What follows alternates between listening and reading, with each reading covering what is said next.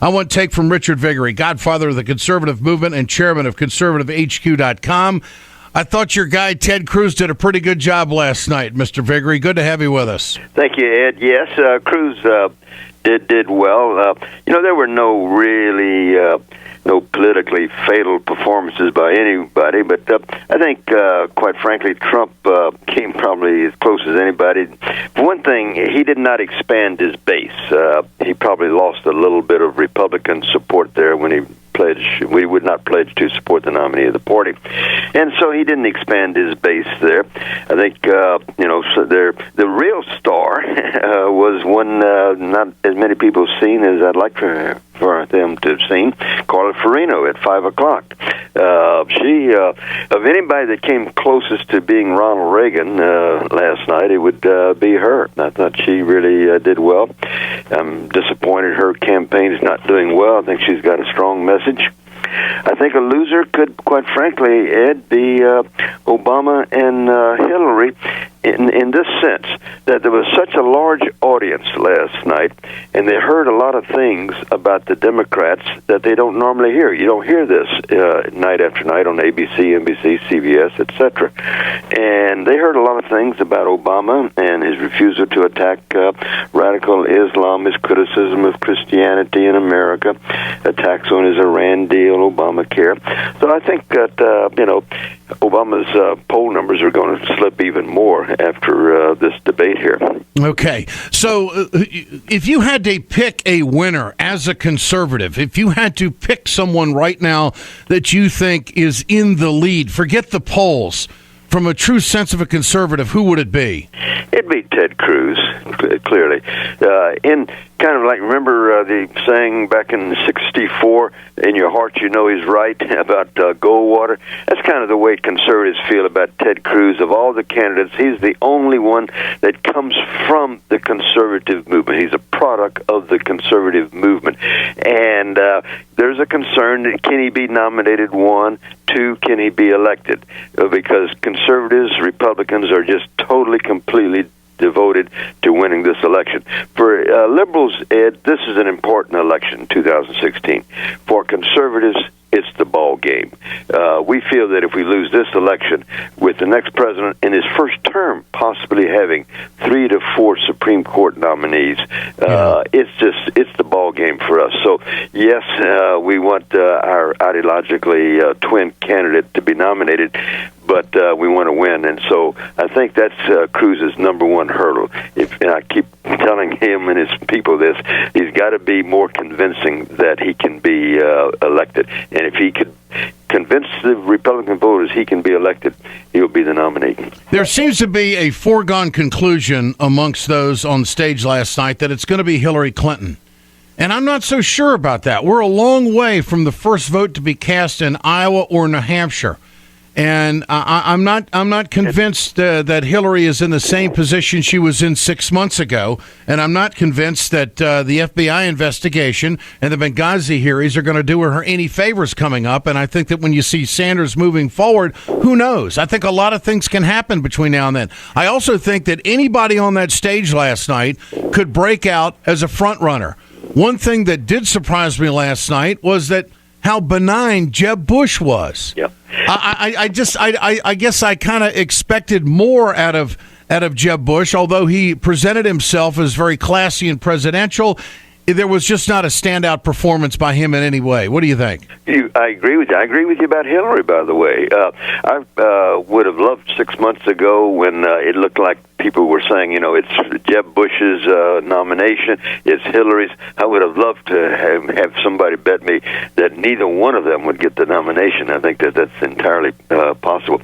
Yeah, there wasn't a lot of energy with Bush last night. I think if we're looking for a second loser last night, I would say it's Bush in this sense.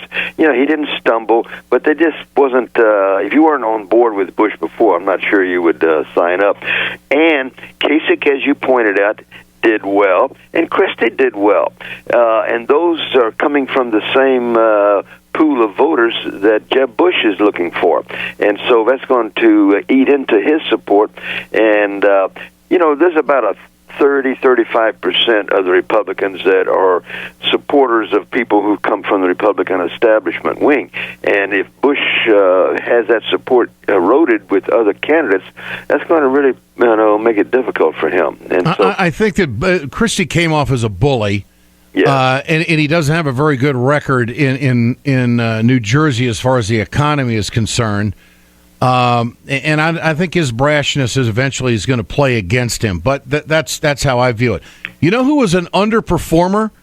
Scott Walker. Yes, and I want your take on Scott Walker. He looked like he was on the JV squad. I agree with you. I was struck by that, Ed. I think probably, I've said this before on your show, that if I had to bet right now, I'd say Scott Walker would be the nominee. He's not necessarily my first candidate, but I think most conservatives, Republicans are comfortable with him. But he didn't rise to the occasion last night. There was nothing memorable about him. He didn't, fall on his face, but he didn't rise above the, we didn't come away with anything we can remember about him. We didn't say, wow, let's take a second look at Scott Walker. So I think he hurt himself there. And so I think, he's not fatal, but it was disappointing. I think the stars last night were, as you alluded earlier, I think, were the Fox interviewers at 5 p.m. and 9 p.m. I thought they did a very, very good job, and I thought they were quite impressive and fair and challenging with good questions. I thought there were good questions. There was a good question to me is, okay, I want to hear this answer. And that's the measurement of a good question. But I do think that the focus, we saw two totally different philosophies being illustrated last night. If you're a liberal and you're watching this, I didn't hear anything about Wall Street, didn't hear anything about a jobs program, didn't hear anything about voting rights or college tuition or workers' rights or trade, all of the things that liberals in this country are very concerned about that go right to the kitchen tables of the American people. We heard a lot about immigration. We heard a lot about security and that kind of stuff in fighting Islamic terrorism. I think the American people take for granted that those things are going to get handled. And the Iranian deal, I'm not sure that that's on the kitchen table of every American. What's there is a job, and I wanted to hear more about jobs, and I think that's where Trump missed his opportunity. None of them emphasize that we're talking to people out there that are concerned about their personal security, and I think that's where the Republicans missed it last night. That's just how I see it. Well, I think you're onto something there, Ed. Also, Trump has this large amount of support out there for a reason, and Kasich was talking about, Trump has touched a nerve. People are upset. They want things to work, etc. Well, yes, he's touched a nerve, but all of them most all of them, seem to miss the point of why he's touched that nerve. Mm-hmm. Republican voters are angry, furious at Republican leaders, okay?